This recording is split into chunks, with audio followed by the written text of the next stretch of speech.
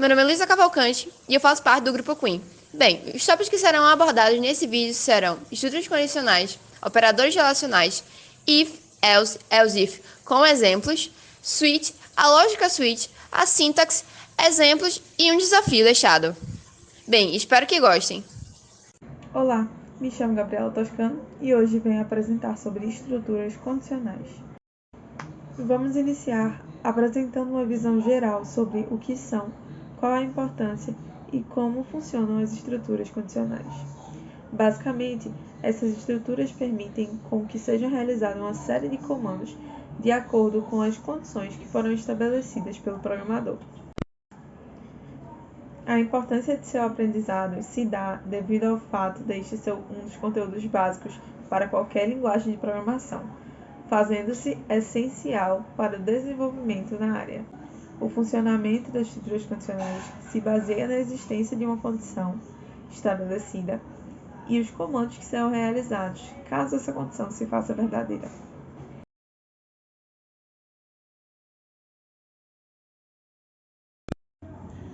Antes de começarmos a falar sobre estruturas condicionais, vamos entender um pouco mais sobre os operadores relacionais.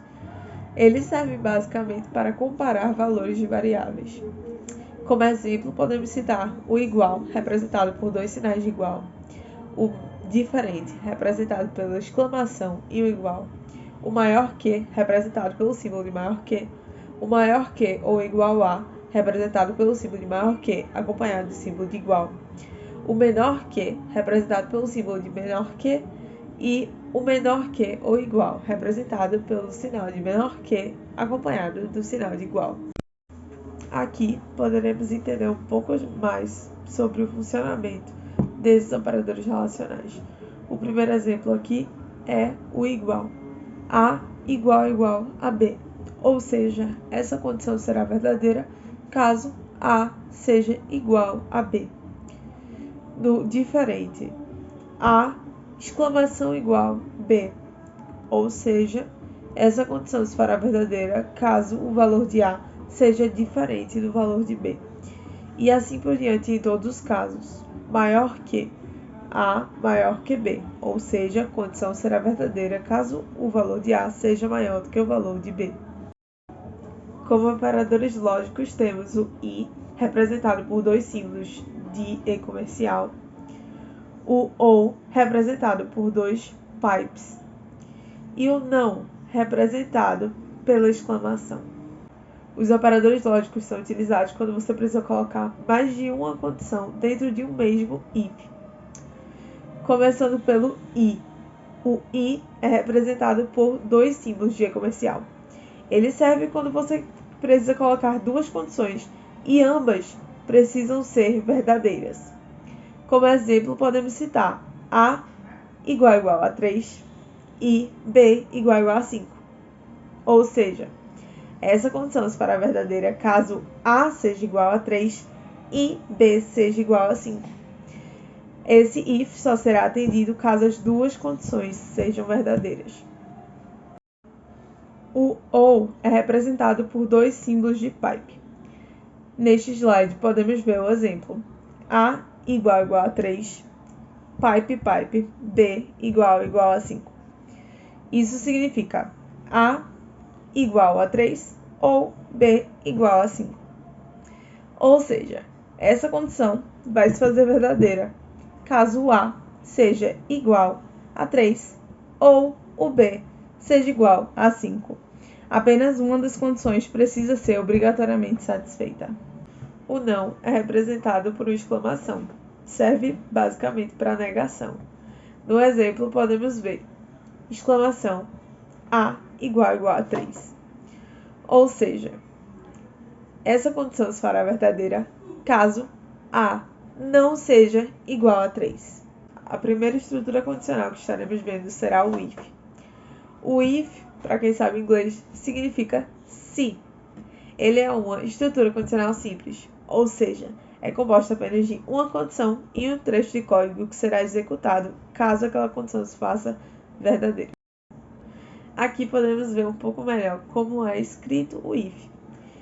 É if, dentro do parênteses a condição, abre as chaves, escreve o trecho de código que você precisa que seja executado, caso a condição seja satisfeita, e fecha as chaves. Muito importante lembrar a utilização das chaves. Caso seu if tenha apenas um comando, não é necessário o uso de chaves. Você pode colocar if condição e o comando sem as chaves. Caso tenha múltiplos comandos, você vai precisar usar obrigatoriamente a chave para delimitar o seu if. Aqui está um exemplo de um programa utilizando o if. Eu inicializo o programa com uma variável chamada age, recebendo o valor 0. Logo depois eu tenho um printf pedindo para que o usuário digite sua idade e um scanf para receber o input do usuário. Então, eu tenho um printf que vai printar o número que a pessoa digitou e logo depois a minha estrutura condicional, o meu if. Nesse if, ele é composto por uma condição que está entre parênteses, certo? Que é, se a variável age receber um valor maior ou igual a 18, ou seja, se o usuário digitar um número maior ou igual a 18, será executado o seguinte comando: printf, você tem mais de 18 anos, parabéns. Lembrando sempre que, no caso do if, se eu quiser colocar mais de um comando dentro de um if, eu precisarei utilizar as chaves para limitar o if, colocando as chaves e logo após o meu segundo comando, agora como eu mostro no exemplo. Porém, como nesse caso eu não irei precisar, então eu posso simplesmente colocar o if e o meu comando. Depois de compilar o programa, podemos executá-lo. Assim que executo o programa, ele pede para que eu digite uma idade, um número. Se eu colocar um número menor que 18, por exemplo 11, ele não vai fazer nada. Se eu botar um número maior do que 18, por exemplo 22, ele vai realizar o comando que está dentro do meu if, pois a condição foi satisfeita. Age é um número maior do que 18 anos. A segunda estrutura que estaremos vendo hoje é o else. O else ele é utilizado juntamente com o if, tornando o if com o else uma estrutura condicional composta. Ou seja, você vai ter uma condição que será executada uma coisa caso seja verdadeira e outra caso não seja verdadeira. Essa estrutura é escrita da seguinte forma: if a condição, abre as chaves, trecho de código, fecha as chaves. Else, comandos. Agora, vamos ver um exemplo um pouco melhor de como funciona um else. Esse exemplo é bem parecido com o exemplo anterior, tanto é que utilizamos a mesma variável age, inicializada como 0, o scanf para receber o input e logo depois a minha estrutura condicional, começando com um if e a condição, se a idade for maior ou igual a 18 anos, ele vai printar a mesma coisa: você tem mais de 18 anos, parabéns. Porém, nesse caso, eu tenho um else. O else ele será ativado caso essa condição acima não seja satisfeita, ou seja, se o número for menor do que 18, essa condição vai entrar e vai printar: você tem menos de 18 anos. Após compilar e rodar o programa, ele pede para que seja digitada uma idade. Se eu digitar um número menor, por exemplo 11, ele vai executar o meu else: você tem menos de 18 anos. Caso eu rode o programa novamente e coloque uma idade maior do que 18, ele vai printar o meu if: você tem mais de 18 anos. Lembrando sempre que, caso a condição do if seja satisfeita, o else será completamente ignorado. Caso a condição do if não seja satisfeita, o else será executado.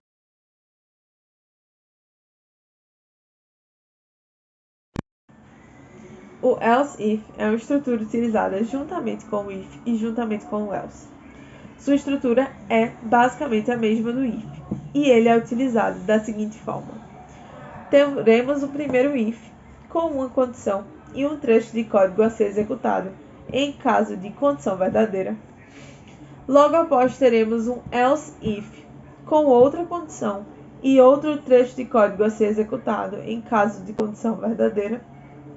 E logo após teríamos um else para caso nenhuma das condições fosse satisfeita. Em estruturas encadeadas, quando uma condição é dada como verdadeira, todo o restante do encadeamento é ignorado.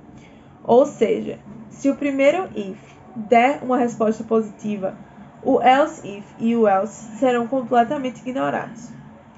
Caso o primeiro if tenha uma resposta negativa, o else if será chamado. Se sua condição for verdadeira, seus comandos serão executados. Se a condição do else if também não for satisfeita, será chamado else, que será executado o comando porque nenhuma das condições foi dada como verdadeira. Esse exemplo é bem similar ao anterior, sendo que agora temos uma condicional encadeada, começando com if. If o valor da variável for maior do que 0 e valor da variável menor do que 18, será printada a mensagem: você tem menos de 18 anos, você não é bem-vindo. Logo depois, temos um else if, com uma condição: se a idade for maior ou igual a 18, será printado: você tem mais de 18 anos, seja bem-vindo. Logo após o else if, temos o else, que será executado caso nenhuma das condições seja válida. Logo após a execução, o programa pedirá para que seja digitada uma idade. Se eu digitar um número, por exemplo, 0, ele vai dar como inválido. Logo, nosso else foi ativo, pois as condições não foram satisfeitas. Se rodarmos uma segunda vez e colocarmos o número menor do que 18, será ativado o nosso if, que seria se fosse maior do que 0 e menor do que 18. Se rodarmos novamente e colocarmos o número maior do que 18, o nosso else if entrará em ação, com um número maior do que 18. E, se digitarmos qualquer outra coisa, vai dar como inválido. Como isso é uma estrutura condicional encadeada, assim que uma das condições for satisfeita, todas as outras serão completamente descartadas. Ou seja, se o nosso if for satisfeito, as outras condições vão ser descartadas. Olá, meu nome é Luísa Cavalcante e eu vou falar sobre estrutura condicional switch. Bem, para compreendermos melhor a estrutura switch, devemos entender o que ele é e para que ele serve. Bem, a estrutura switch case representa de uma maneira mais simples, o encadeamento de ifs. Anteriormente, quando a gente estudou com Gabriela, que ela falou sobre o if e if else.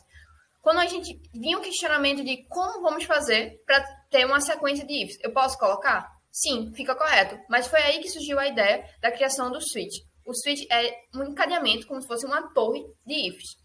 É uma forma de reduzir a complexidade de vários ifs else encadeados. Então, qual seria a lógica switch?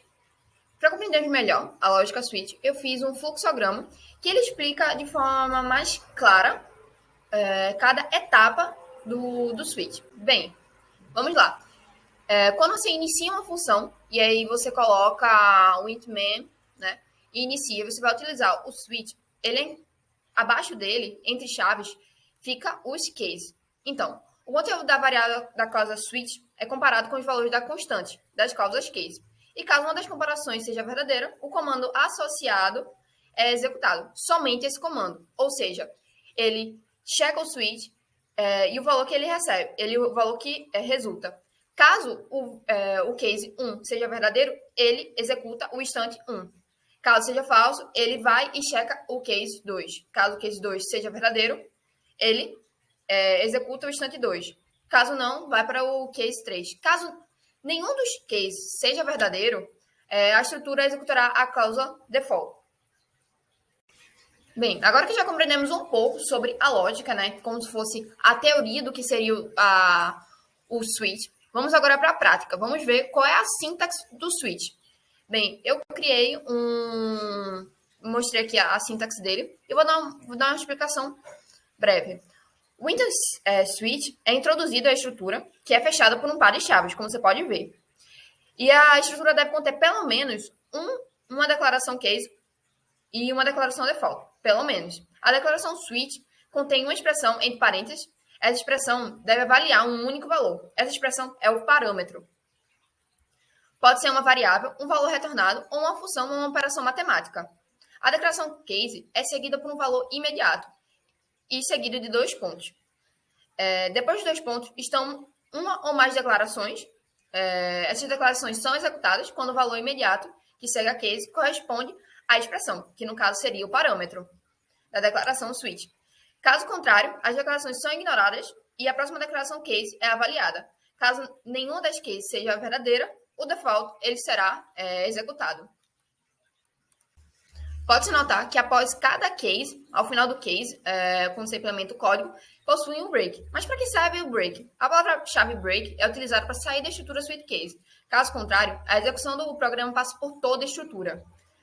Mais à frente, a gente vai ajudar um pouco mais sobre o break. Acredito que seja mais 3 vídeos à frente e eles já vão estar podendo ter acesso ao que seria o break de fato. Aqui eu estou passando só por cima. Uma coisa importante que tem que ser noção é que a parte case, uma estrutura, não faz uma avaliação. Se você precisa de comparações múltiplas, o ideal seria utilizar uma estrutura do tipo if-else, múltipla, ao invés de utilizar o suite case. Bom, agora é hora de colocar a mão na massa. Eu vou iniciar fazendo um programa bem simples. Ele vai ser apenas um programa para vocês compreenderem um pouco da sintaxe do switch. Bem, primeiro vamos adicionar os includes, que seria um include. O switch ele não necessita de um include específico ou de um define, como por exemplo outras funções. Vamos lá. Vou iniciar minha função aqui. Vou criar uma função int main. E vou colocar uma variável, uma int num, apenas para ser meu parâmetro, né? E vamos criar um programa que ele receba um número e ele faça uma avaliação, né, nas keys. Vamos lá. Eu vou pedir um número para o usuário. Então, digite um número entre 1 e 3. 2 pontos, né? E vou dar um /t, que esse /t ele serve para dar um tab, né? Para ele ficar um pouco distante, não ficar tão colado do meu cursor, né? Quando for escrever. E vou colocar um scanf, que ele vai receber do usuário o número. Então, minha variável é um int, então eu vou botar um %i e vou receber, né, o e-comercial, a variável do meu usuário. Bem, agora que começa a parte mais prática, né? Vamos iniciar o switch. Vamos switch. Isso. Abre parênteses e vou colocar o meu parâmetro. Qual é o meu parâmetro? O meu parâmetro é o int num. Então, vamos lá. Int num e abre chaves. Vou iniciar com a minha primeira case, que no caso será o valor 1. Vamos lá. Caso case 1, eu vou botar um printf. Você escolheu o número 1.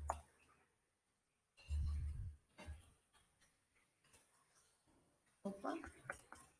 Não esquecendo do ponto de vírgula. E vou colocar um break.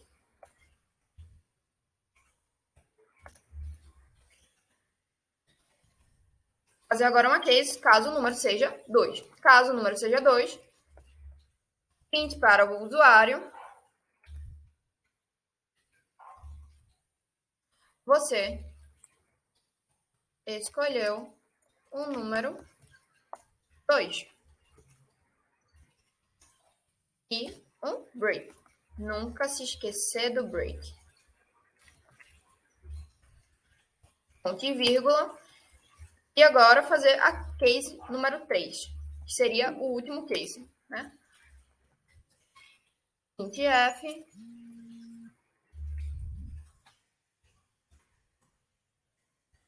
Você escolheu o número 3. Bem, o que acontece caso o usuário ele escreva... Deixa eu ver aqui errado. Ele escreva um número diferente de 3. Ele vai executar o default. Então, vamos colocar aqui. Default. Também segue por 2 pontos. E vou colocar para ele printar para o usuário um warning, né? Um aviso de que ele escolheu um número inválido. Então, vou botar aqui.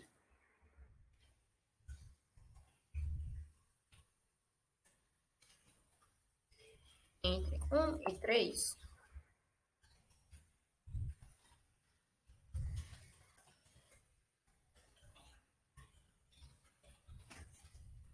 Vamos lá. E aqui vou botar um barra N. Aí. Foi. Aqui eu já finalizei o meu switch. Eu vou botar para ele retornar. Aqui. Return. 0. E a minha suíte está criada. Vou fechar aqui a minha função. Aqui ela já está finalizada. Vamos executar esse código que a gente fez e dar uma verificada.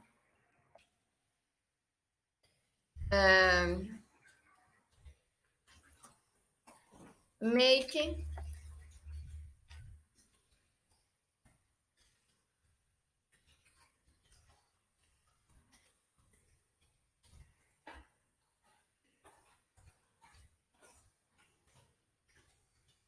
pronto.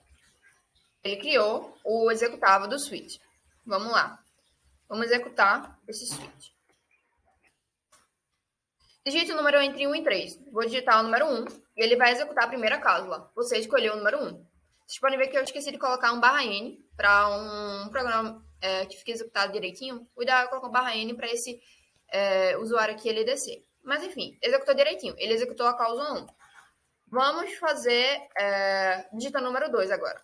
Ele executa apenas o número 2 e encerra o programa. Número 3. Ele executa apenas o case 3 e encerra o programa. Mas vamos supor que o usuário ele coloque um número diferente de 3. Diferente de 3 não, diferente de um número que esteja entre 1, 2 e 3, né? Vou botar o número 6. Ele executa o default. Pode ver que no default eu coloquei o barra N e ele desce a minha linha. Bem, esse foi mais ou menos a criação do primeiro programa, um programa base simples do switch. Switch, abre o switch, parâmetro, abre chaves, coloca as cases, coloca o que vai executar caso a case seja verdadeira, né, e encerra com break. Pode se fazer sem o break, mas para casos bem específicos. O ideal é dar uma verificada se é necessário realmente você não colocar o break. Mas nesse caso, o ideal é você colocar o break para ele encerrar o switch. Caso nenhuma case seja verdadeira, ele executa o default. Ok, agora que você já compreendeu o que seria o switch, sua vez de botar a mão na massa. Vou deixar esse desafio para fazer. Dê uma pausa, vá para o seu programa, comece a codar e depois volte e em seguida vai ter o código já pronto. Bem, nesse de agora, você tem que fazer um programa que receba do usuário a operação e os operadores, que será para executar a operação. Apenas isso. Um programa que use switch case e realize a operação de soma, subtração, multiplicação e divisão.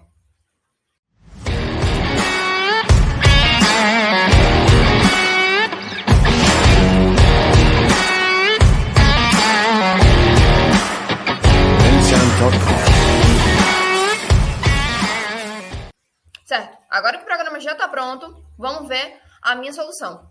Obviamente, tenha noção de que cada programador ele vai ter sua vertente, não precisa necessariamente ficar igual, porém ele tem que rodar da mesma forma e utilizando o switch. Bem, como eu realizei? Eu fiz os meus encodes e iniciei a int main. Botei um char, que seria a operação, né, que ele receberia do usuário, e um tipo float. Por que eu usei o tipo float e não o tipo int? Porque o usuário ele pode digitar números com números flutuantes, né? Números com vírgula. Então, eu usei o tipo float, que eu achei que seria o mais ideal. Eu pedi para o usuário, né, digitar qual seria a operação a ser realizada. Especifiquei que seria o sinal de mais, subtração, multiplicação eu dei como um asterístico e a barra como a divisão. Aqui eu já botei um scanf, %C, que seria o char que será recebido do usuário.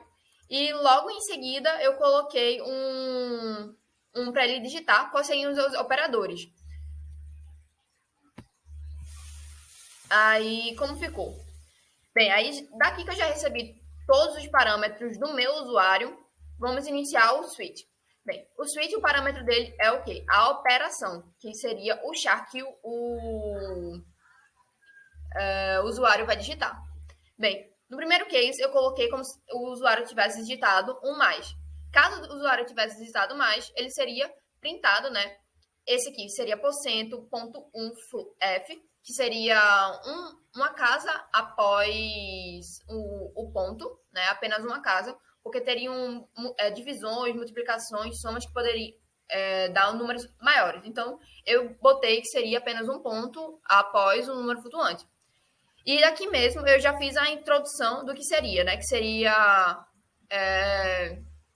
os meus operadores seriam operador de soma. Da mesma forma eu fiz no caso 2, né? Pode ver, subtração, aqui, né? Do que o usuário digitou o x, o y e a operação de subtrair, né? O x menos o y. Deixei especificado que seria respectivamente, ou seja, o número que ele digitasse primeiro seria o valor à frente e o segundo, o valor seria subtraído ou somado, enfim, ao primeiro. Da mesma forma, continuei com a multiplicação, só fazendo uma alteração aqui e aqui. Seria a mesma ideia. E sempre colocando o break. Bem, porém, eu coloquei uma causa default, que seria caso o usuário ele digitasse um valor diferente, né, um valor não, uma operação diferente. Caso ele colocasse, por exemplo, um arroba, se ele colocasse uma hashtag, ou uma letra, ou um número na hora de digitar o operador.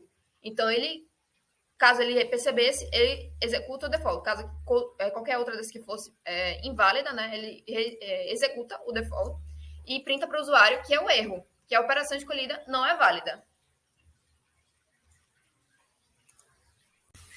Bem, por hoje é só. Espero que tenham gostado do vídeo. E eu vou deixar aqui apenas um pequeno bizu para você aprender uma aprendizagem hack.